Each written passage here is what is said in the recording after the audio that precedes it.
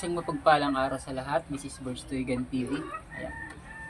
Mag-full review tayo ng ating Tuigan. Inspired by Mini Predator. I-full review natin to kasi marami nagtatanong bakit daw may kamahalan. Ayan. Di daw nila kaya yung price. Yung binigay ko naman na price dito ay sakto lang, tama lang. Sa mga materials na ginamit, hindi naman gaanong mahal. Uminto lang ng konti para dun sa sa ibang nagbibenta ng ganito. Ayan, full review natin. Ito guys, Mini Predator na to. Battery operated to. Gumagamit tayo dito ng isa-isayin natin lahat. Tanggalin natin. Paputokin muna natin. Ayan. Open ball. Tapos, ayan, ini-position to.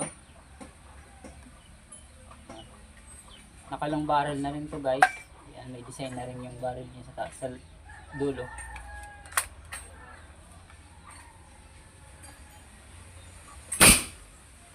Ayan. Isa-isayin natin. Unahin natin dito sa ini-position to. Ayan, may lock siya. Iikotin nyo lang. Yan, may lock yan. Ini-position to. Ito yung lock niya sa loob guys. Pag ipapasok nyo siya dyan, tatapat nyo lang to dito sa kanyang kanyang lock. Yan, ganyan. Ini-position to. Matibay na rin to kasi solido yung mga linagay natin na epoxy. Yan. Tapos yung ating barrel, tatanggal to. Ating barrel, yung thread niya nandito.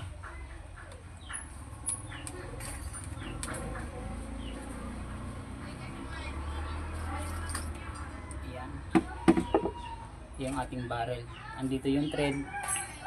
Andyan din sa loob yung ating stopper. Tsaka yung ating linagay dito na spacer dun sa yung spacer niya dito kasi medyo maluwag ng konti. Ayan. Plastic to. Plastic, hindi na tape. Ayan. Tsaka may design din yung dulo niya. Pag Mini Predator talaga. Next. Siyempre tanggalin natin to.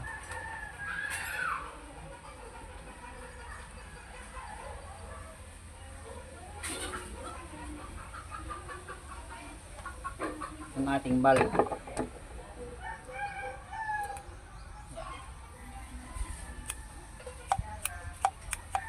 Spring ito stainless, yung spring spring to ng ng ating sa washing machine, yung sa drainer niya. Yan. Marami to sa online shop.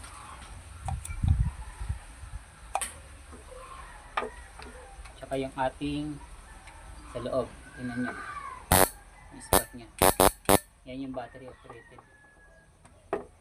Next, tatanggalin natin. Siyempre ito. Ayan. Dito may idea na kayo kung bakit medyo may kamahalan. Siyempre gumamit tayo ng ito. Magandang klase ito. Ayan. Nylon plastic. Tsaka ito. Kunin natin yung battery. Yan, may lock siya dito para di masira yung battery.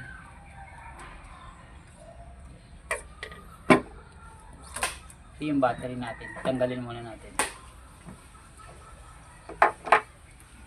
Tsaka syempre ito, matatanggal to.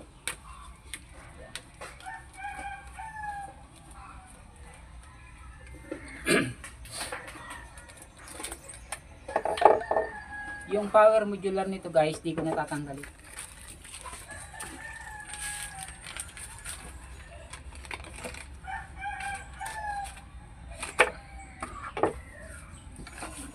Ayun guys, binabaklas natin to kasi full review natin tsaka ipipinturahan din natin.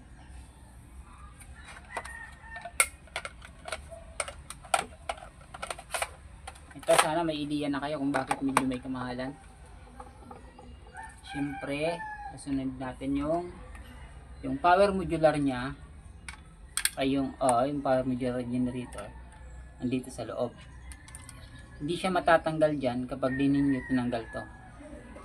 Yan, nakatornilyo naman yan, kabilaan. Yan. Tapos pag tinanggal nyo tong yung female adapter to. Female adapter na 3-port. Pag tinanggal nyo yan, makukuha nyo na yung power modular. Just in case na masira yun. Pero hindi naman yun basta-basta masisira. Pang matagalan din siya. Hindi rin siya mababasa ng tubig. Kasi wala naman siyang papasukan yung tubig. Ayan. Hindi na natin tatanggalin kasi di naman maaapektuhan yan sa pagpipintura. Ipapasok lang natin to para ma-solve natin. Yan. Pili natin siya pinturahan. Siyempre tatanggalin natin to bolt.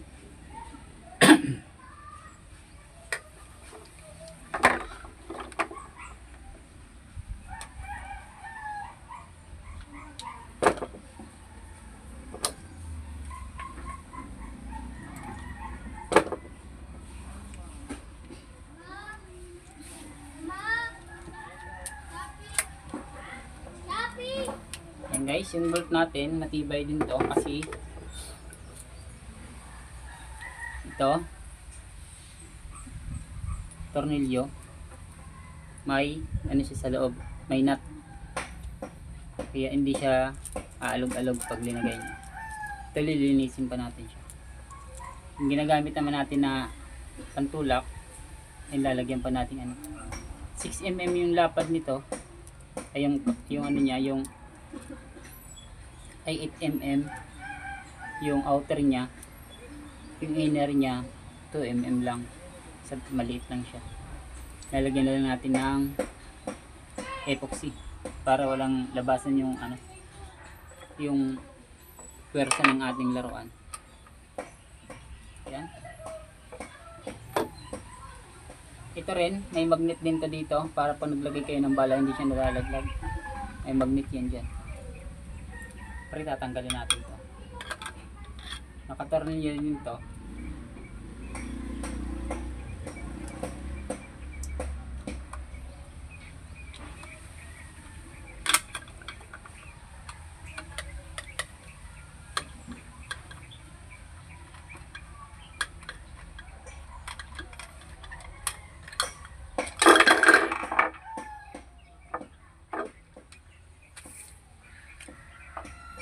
Ito guys, isa pa ito nakadagdag ng presyo.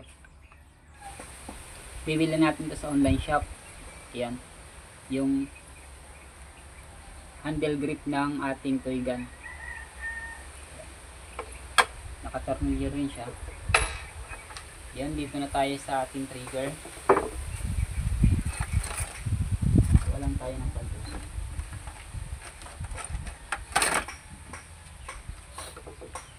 Ito naman guys, yung nagtatanong about dito kung paano ko ginawa. Ito pinix ko na to. Pinix ko na. Dapat ang gagawin ko dito ay hindi tanggal lang.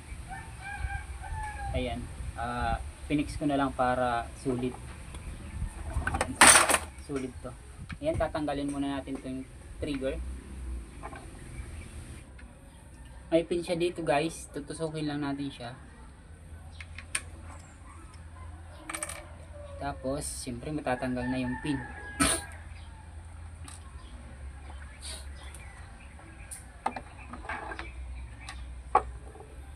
Tsaka, ito yung ating trigger.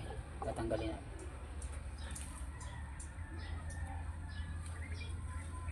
Maalog.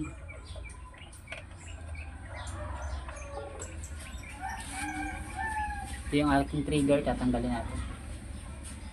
Ayan. May spring din siya dyan. Ito, dito pa. Yan, nakakapit na yung spring. Stainless din yan.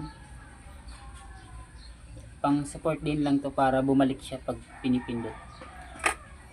Tsaka ito yung sinasabi nyo kung paano ba to ilinalagay. May tutorial na tayo nyan, pero natatanggal siya. tatanggalin nyo.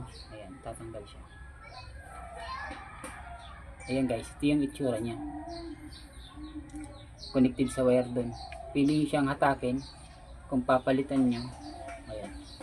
Kung papalitan nyo, just in case na masira to, papalitan nyo, kabit nyo rin lang yan dyan. Tapos ipasok nyo.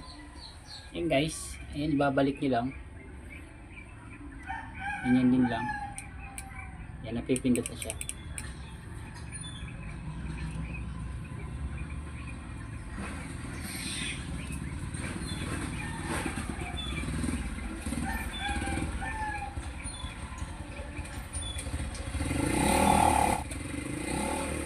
Yung ginagamit pala natin dito, ito.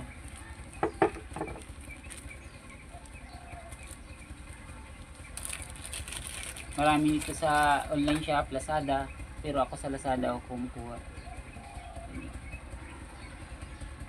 Mayroon din yan, may pin din yan na nakalagay dyan na pin, tatanggalin nyo lang. Kagaya nito. Mayroon din nabibili nitong walang pin. Ito may pin to.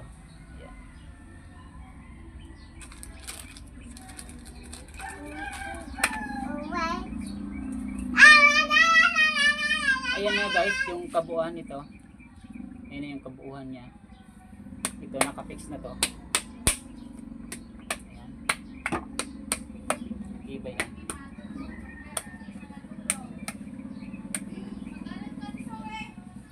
Ayan, pipinturahan na natin to.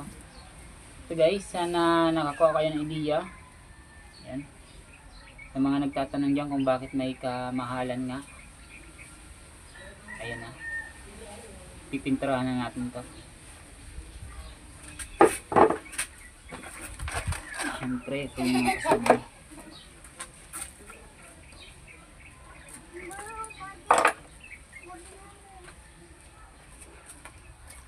Ayan guys, this is Birds Toygan TV ulit. Magpo-full tutorial na tayo nito. Kung paano sinit up, kung paano ginawa, about sa kanyang kung ilang divider, kung paano ginawa yung divider. Kasi guys, yung unang gawa kong yung pinarapol natin, malakas din yun. Iba rin yung pagkagawa ng divider. Dito naman, iba rin yung divider nito. Trinay ko lang kung okay naman. Makakamura tayo sa divider na ganito. DIY lang.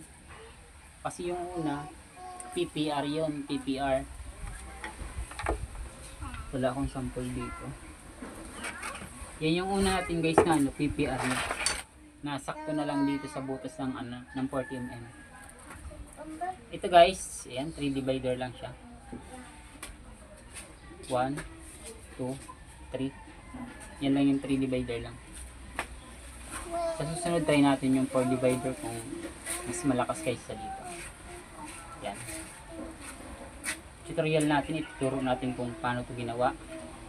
Ito. Kung anong ginamit ko ba dito.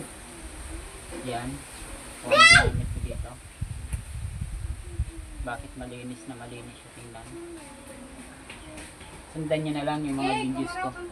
Yan. Kung nagustuhan nyo yung videos na to, kung nagustuhan nyo yung mga ganito, pa-like and share na rin ang ating videos. Tsaka pa-subscribe na rin sa mga baguhan. Tsaka sa mga may gusto ng ganito. Para matuto kayo kung paano ito ginagawa. Yan. Again, this is Birds Toygan TV. Thank you.